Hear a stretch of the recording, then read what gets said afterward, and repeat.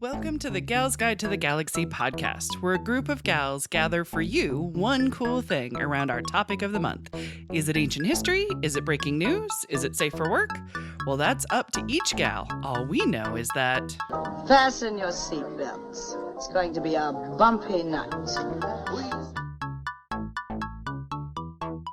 And welcome back. I'm Jen, and I'm joined by Bonnie, Katie, and Leah, talking about our one cool science gal. Bonnie's already talked about Rosalind Franklin. Yes. And Katie has talked about Elizabeth Garrett Anderson. Mm-hmm. Very cool. And Leah introduced us to Myers-Briggs. Sorry. The real ones. But before we dive back in, Leah is going to tell us about the gal's calendar guide, or maybe not. Yes, you are. I am going to tell you about the calendar. Okay, good. I've got one cool thing for the calendar for this one cool episode. How about that? So we have book club. So cool. Yes, exactly. So for May 23rd through the 29th, we have book club on Zoom led by our lovely Katie Harris. So join us as we talk about Hetty's Folly, which is by Richard Rhodes.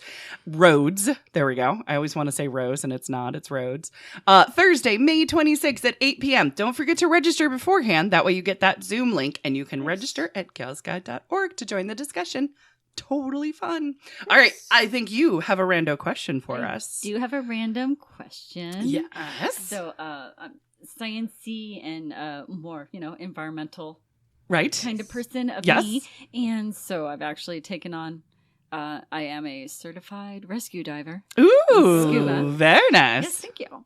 And so I was wondering, for any of you, snorkel or scuba, anybody? Terrified of drowning.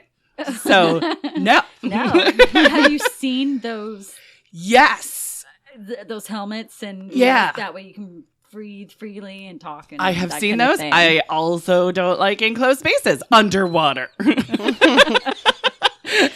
Okay. I'm a scaredy cat, though. I'm a scaredy cat. Are you afraid somebody's going to step on the hose up on the boat? I'm just scared that there will be no air at some point, and then I'm trust so isn't big there. I can't get to the surface. You can't tell by looking at it if it's oxygen or carbon dioxide. Exactly. Yes. I haven't done much of either, but I would want to scuba dive. Mm-hmm. I remember being at the Disney water park area. Yeah. Mm-hmm. And my mom and I were in line for the place, this was like 90s, where you scuba dive through the little tank they set up. Yeah. Yes. And we waited and waited and we got up there and went to do it, and I was so excited, and my mom couldn't breathe through her scuba mask. She was like, nope. And they wouldn't let me go without her, so I had to walk back to the end of the line. Shame. So even though I like the idea of scuba, and I've probably worn a toy one in a pool somewhere, I've never actually done it. So sad story of the time I almost scubaed in a tank, or not scuba, snorkeled, Nice. Yeah. snorkeled in a tank at Disneyland. Aw. It was not to be. Adorable. I was fortunate enough for part of the people-to-people student ambassador program. Is this when you went to Greece? Australia? Australia. Ah! We Very got to nice. snorkel in the Great Barrier Reef. Oh my God. I am unusually freaked out by coral. I'm sure that I gotta look up what that phobia is. I was And thinking so you I went am to the the weirdest one at the largest table, and then coral? Bonnie said, I have an unusual feel. Coral. I'm not worried that it's gonna come out of the ocean and murder me. I love you, Bonnie. But it can be but- shark, but- right? It is But sharp. you are questioning it. It looks like both alive and dead at the same time, and it's freaky. Right? It looks like bones, and I'm like, Yeah. Yes, actually.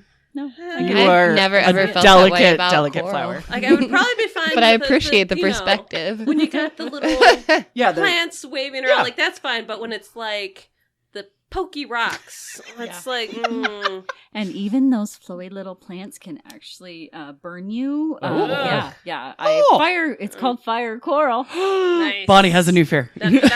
No, in Greece, they had a whole bunch of problems. Everyone was stepping on sea urchins. Oh, yeah. And, we had one dude actually went to the Medic clinic for it. And they were in typical America. No, not America. What is that? My Big Fat Greek Wedding Style. Oh, yes. They were just put some olive oil on it. And so he did, and it was just slippery. He couldn't get the spine out of his foot because it was just Right? Amazing. Just put some tussin on it. You'll be fine. Dun, dun, dun. But I love that you're scuba certified and that you could save me when I'm drowning underneath it. Yes, that'd be great. Yeah, exactly. Or I could find the body. One of the two. Yay! It didn't say it was rescuing. I was going to say we now know our burial practices. So our there you go. Our funeral arrangements are now done on the podcast. Okay. Well, to find out the ocean floor, to be able to go scuba diving and knowing how deep that you can go, we have Marie Tharp. Nice. Who she was actually discovered and proved the plate tectonic theory. Yay! Look at that. It's amazing. That, this happened in like the 50s. But so you talk about science being new and it's still happening around us. And it's amazing what's happened in just recent history. Right. In just a couple of generations. And so Marie was born on July 30th, 1920. Okay. In Ypsilanti, Michigan. Michigan again! Michigan. Oh, look at that. Oh, she Michigander. Well, she survived. Yeah, exactly. No, she is scappy. She was actually the only child of Bertha and William. And Bertha was a teacher of German and Latin. Okay. And William was a soil surveyor. Oh, okay. Okay, and so he worked for the United States Department of Ag. Okay, cool. And in doing so, the family moved around constantly. So she was in Alabama and Georgia. So she probably wasn't in Michigan that long? That's probably... No, I'm just kidding. No, she ended up in Ohio. Thank God. Oh, yay! Buckeye, I am one. Okay, there we go. And... as a soil surveyor, he spent summers in the north and winters in the south. Oh, look at that. So because you can't really do much with digging in frozen soil. Right. So he's a snowbird. Yeah. Hey, I wouldn't mind this job. Unfortunately, she attended dozens of schools. Gotcha. In different states, and it was just hard for her to make friends. Yeah. In during that time, so her closest relationship was with her parents. Gotcha. Her mother and her father. She wasn't like attached to them, but she learned the most from them, and her relationships were based on the strength that they had for each other. And when she started high school, she showed a lot of interest in the science. Yay. And she took this is more than what I would do, school field trips on the weekends. To be able to study trees and rocks and soils. And so when her father would go out for the soil surveying, she'd go along with him. Oh, cool. And she would also bring back things, bones. Right, anything she found. And terrify her mother. Of course. So, because, look at these creepy things I found outside. Oh, thank you. Unfortunately, I couldn't find out how, but she lost her mother when she was 15. Oh, gotcha. And that was the closest female relationship that she had was with her. So she and her father just got closer. Yeah. And her best subject turned out to be contemporary science. Oh, okay. Talking about the new and current research projects. And so that really piqued her interest. Her father retired in 1931, and so that's when they moved up to Ohio, Bellefontaine. And that's where she graduated high school. Cool. And influenced by her mother, she took a year off. Gotcha. And helped out when they moved to Bellefontaine. They bought a farm, and so she helped her father out for the year. And like I said, they were very close. And then she got into Ohio University. And Ohio University? No, Ohio University. Ohio State. Okay. And influenced by her father, she ended up graduating with 2 bachelors and 4 different minors. Oh my goodness. All in subjects she loved, because that's what her father's, do what you love and do it well. Yeah. And during World War II, of course, the boys were sent off to the war, and women were actually somewhat being reached out and employable. Yeah, suddenly. Right, exactly. Yay! And she was actually recruited because she did so well in her science classes, especially geology. She was recruited by the Petroleum Geology program at Michigan. Oh. I'm sorry. Okay. That's where she got her master's. Oh, gotcha. After that, she went to Oklahoma in Tulsa and worked for Staniland Oil. Oh, okay. They probably weren't all bought up by one company. Right, until it was Standard Oil. Yeah, probably. And she created maps from the data that the gentlemen went out when they were scanning the land and figuring out, where the oil could be in the geology because she wasn't allowed to go out there. Oh, I see. That's gentleman's work. She was actually happy to not do that because there is man's work, and she just let them do it. Right. Sure. She was happy mapping. Yeah. And she was using her science and still understanding what the data was that was coming back. Mm-hmm. And while she was there, she decided, hey, why don't I go to school again? Hey. And so she enrolled at the University of Tulsa in the mathematics department and got a second bachelor's of science because the other one was bachelor's of arts in English. Okay. And so in 1948, she did marry David Flanagan and moved to New York. And that's where they lived for several years. And she found a position at Columbia University. Oh, nice. Drafting for the Lamond Geological Observatory. Ooh. And that is where she met Bruce Hizzen. I think that's how you say his name. Is it French? I do not believe so. Okay, gotcha. That means I'm completely out. And their jobs at that point was together using photography to locate downed aircraft during the war. Because, when the enemy gets your technology, they know how to take it down. So that was their job at that point. And then they moved on from that once the war was over to map the ocean floor. Oh, neat. And she got divorced in 1952. It just didn't work out. She ended up not remarrying and had no children. And she just put her life into her work. Yes. And between 1952 and 1968, she was in her position and kept getting promoted until Hizzen's death. And her position was turned into a grant position. Gotcha. I just think it was an easier way that once you're done, you can go kind of thing. But, that way it became kind of freelance work sort of thing once the grant runs out. Sorry. Yeah. But unfortunately, at that point,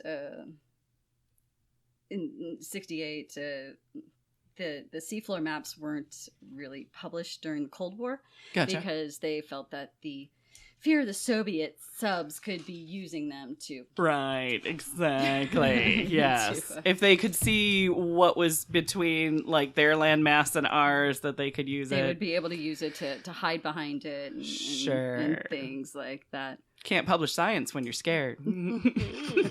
Right? I think that needs to be on a sticker. That would be. I haven't done stickers in a while, actually. I kept thinking about it, but yeah. We haven't had any new podcast stickers in a bit. I keep saying cute little quotes that it's we should put that on something. So, they did have an early map in the mid-19th century. John Murray and a Johann Hort. Okay, gotcha. Murray and Hort did a rough outline of the Atlantic. Okay, and so they started that as a base, and then started using sonar. Oh, okay.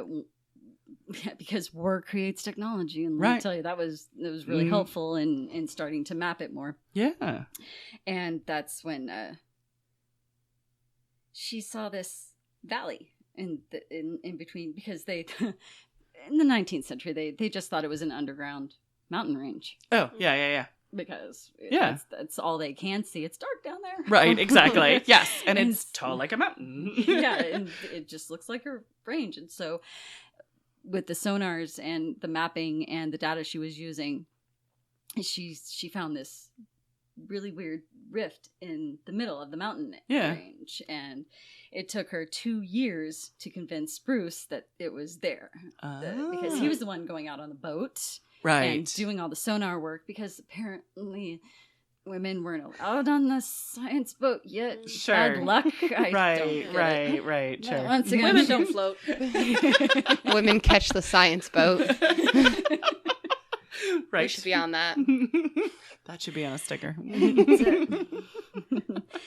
So she was just lining this all up, and she created, it looks like a total of 6 profiles from west to east in the North Atlantic, and from that, Gotcha.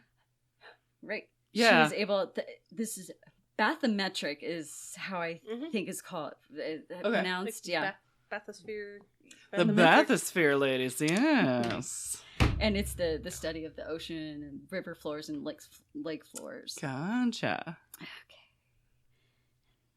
And then she found that V-shaped structure running continuously through the entire thing, finding a rift and a valley in there. And she believed that the valley formed, the oceanic surface was being pulled apart because there are different, instead of pushed together into a mountain together, right. mountain range, right, in northern in India. Okay, right? Gotcha. The Himalayas. Sure, yes. And then you have the over under, so one side is going underneath, and that is the islands in the Caribbean. Okay, gotcha. That the Caribbean plate. Oh, and okay. then you have the going down. So you've got that smush here. Right. And you've got the going down. The trench. Yeah, the trench in between it. And so that's what she found. Interesting. The different way that the plates are colliding. Yeah. Isn't that nice? Yeah. Her partner was initially unconvinced that, it supported a continental drift. Mm-hmm. And then it was too controversial. Oh my gosh. Sure. At the time, many scientists, including him, believed that the continents were impossible. Everything was staying still. Right. Yeah. But I think change doesn't happen on this planet. What are you talking about? Dinosaurs everywhere. Right, absolutely. Well, this is cute that he was dismissing it as just a mere hypothesis, and it was just girl talk. Oh, really? I'm a scientist, damn it. Watch it, back off. Exactly.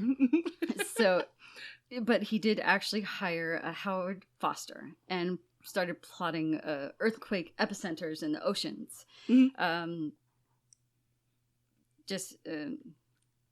Finding turbidity curtains to undersea earthquakes.